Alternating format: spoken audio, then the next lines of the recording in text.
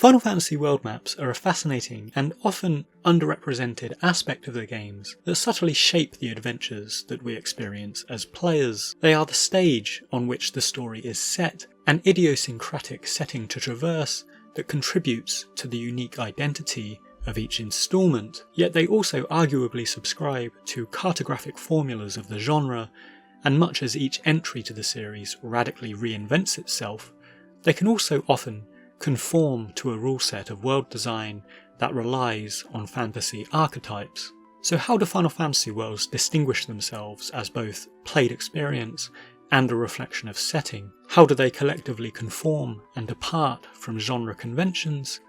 And how do they add to the quality, tone and mood of the overall experience for the player? Jumping right in with the interaction and observation of the world, it's fair to suggest that not all Final Fantasy games are created equal,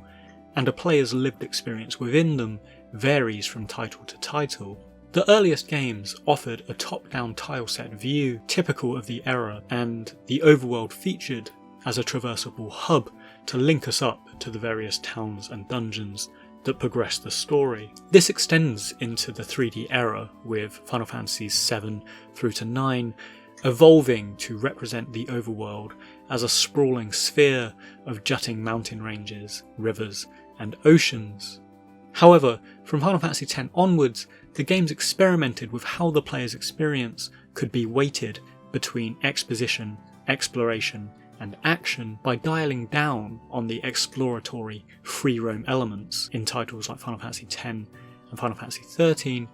favouring instead the spectacle of exposition and graphical fidelity. And then conversely, with Final Fantasies 12 and 15, they dialed it back up again, with traditional overworld scaling being switched out instead for a one-to-one relationship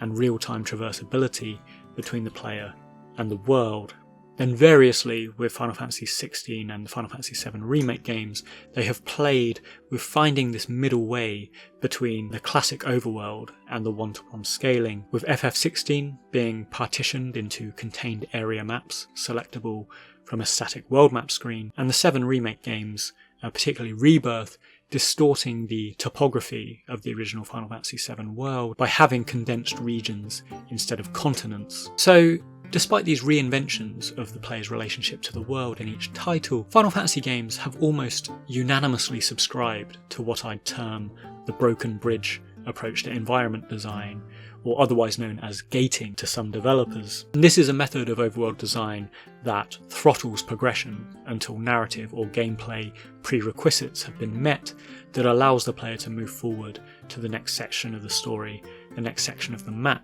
This dates all the way back to the first Final Fantasy game, which has the classic literal broken bridge at Cornelia, and this appears in various guises, often through the means of transport acquisition or needing to get transport as the tool to progress through the world map. So Final Fantasy VII, for example, obstructs access to the Mithril mines with the Midgar, and we can't overcome that in theory until we acquire a chocobo. But some people did mention in my Midgar episode that they managed to run across the swamp. But my understanding of that is you can't actually progress the story until you get the chocobo. So that's an example of gating for the world map done there. In Final Fantasy VIII and Final Fantasy IX, we likewise have travel being throttled, firstly with automated transport like trains or the Gargan Roo earlier in the story to take us around the world. And it's much later that they open out with free-roaming vehicles like Balam Garden, and even in titles without a dedicated overworld like Final Fantasy X or Final Fantasy XVI, they open out more fully later in the game by allowing us to select most locations from an overworld hub screen. Beyond this, in the early to middling games that have the illusion of scope with an explorable overworld, we have a very craftily designed topography like mountain ranges that funnel us through sequential events. So in Final Fantasy VII, the aforementioned Midgar grasslands, which is the first portion of the map we arrive in, this portion of the map is separated away from the Junon region by a mountain range, which requires us to go through the Mithril mines to join up with that. In Final Fantasy VIII, we start off in Balam, which is an island separated away from Galbadia and the other major continents of the world. And it's these types of overworld, these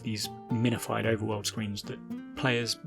more often than not seem to lean towards and find more favourable. Not all players, of course. And I think this illusion of scope goes a long way to crafting our sense of the world, which works in their favour. It's also a great way to sort of nest Easter eggs and hidden locations and side quests away, allowing the players to discover them for themselves. It really helps balance the aforementioned funneling of the player with later opportunities to explore, giving players that agency to discover things like side quests and scenarios for themselves, which is something that gets a little bit lost in titles that take away. And indeed, having discussed Final Fantasy X not long ago, we have these side quests that are confined in field map regions like the Calmlands, for example. It's also where we saw the save points begin to take on a bit of a life of their own. So Final Fantasy X saw us accessing Blitzball, bits like that from the save points. In Final Fantasy XIII,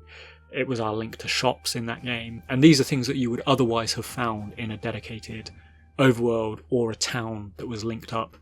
very intuitively with an overworld screen. So as they got rid of the dedicated overworlds, they were shoving these elements into bits like save points that the players could intuitively access. There's also a case to suggest, I think, that removing overworlds, rather than a mere cosmetic decision that doesn't really matter that much and they can arbitrarily be changed for a one-to-one scaling map or sliced up regions, I think it can, for some players, distort orientation and an overall sense of the world. And to this day, I've seen it questioned on forums from certain players whether Final Fantasy X's journey takes place across a continent, a world, or an archipelago, because the sense of Spira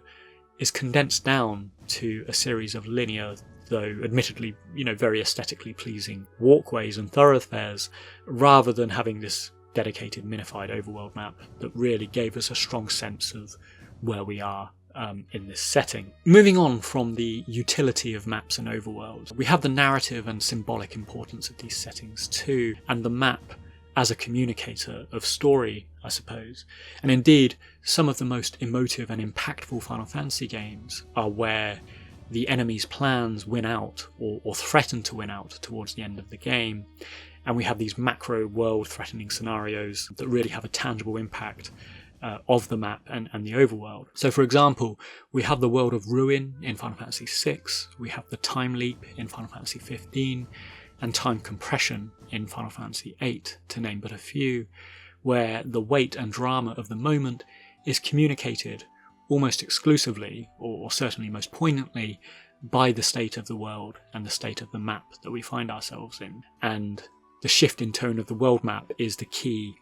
sort of conduit and communicator there. Final Fantasy VII's Meteor Fall is another great example of this, where kind of later in the game we have this reddish hue that looms over the world. Uematsu's overworld score shifts into something even more melancholic than the original one, and so it can't be understated just how important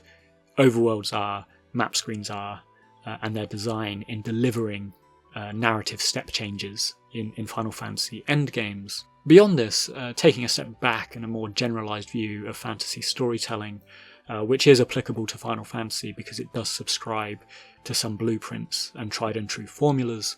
we have archetypes and suggestions about how maps are constructed in fantasy storytelling. For example, there's long been academic arguments about fantasy worlds featuring imperial or colonial undertones,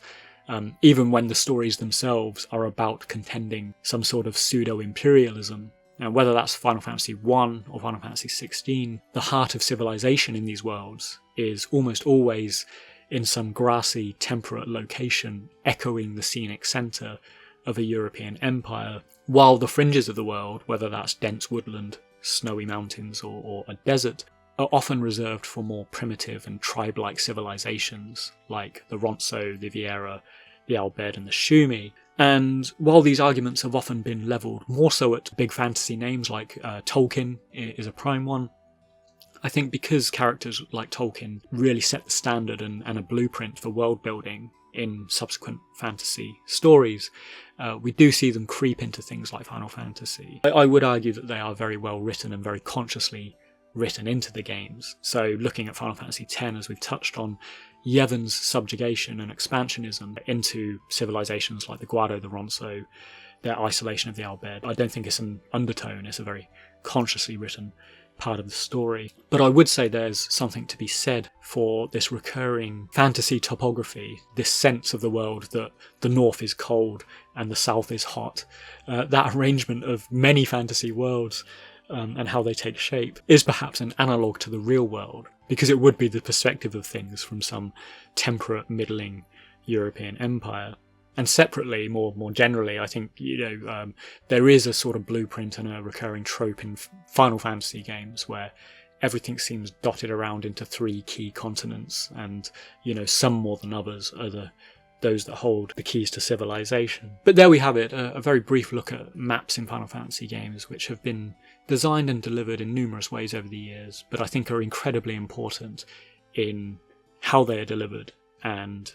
I think they are at their most successful and meaningful when they are designed for discovery, for side quests and Easter eggs from a very mechanical and gameplay perspective,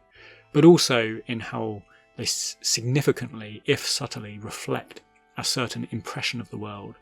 They are a great communicator of the mood, tone and the status of the story in a given Final Fantasy game. Thanks for watching. If you enjoyed the episode, please consider joining me on Patreon, or if you'd like to buy me a coffee, you can do so. The links are available below.